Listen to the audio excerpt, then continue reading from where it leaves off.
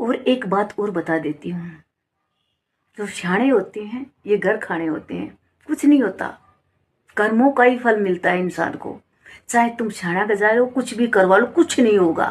तुम्हारे कर्म सामने आएंगे, जो भी किया है। अगर अच्छा किया है तो अच्छा ही आएगा रिजल्ट, और बुरा किया है तो बुरा ही आएगा। पीछे के कोई कर्म है जो तुम लेके आए हो, और जो आज कर रहे हैं वो मिलके तुम्हारे को रिजल्ट देंगे।